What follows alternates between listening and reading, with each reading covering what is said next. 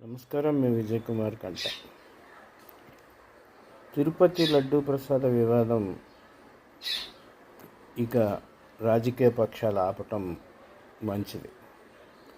దీన్ని రాజకీయం చేసి ప్రజల్లో సున్నిత పరిస్థితులు కలిగించే వాతావరణానికి బాధ్యతాయుతమైనటువంటి ఈ రాజకీయ నాయకులు కృషి చేయాలి. రాజ్యాంగం మీద ఒట్టు వేసి ప్రతిని పూని మరీ పదవులు చేపట్టినటువంటి నాయకులు, విపక్షాలు కానీ లేకపోతే ప్రతిపక్షాలు కానీ ఈ వివాదాన్ని ఇంతటితో ఆపాలి. నువ్వు దొంగ అంటే నువ్వు దొంగ అంటూ పరిస్థితుల్ని రెచ్చగొట్టడం వల్ల సున్నితమైన పరిస్థితులు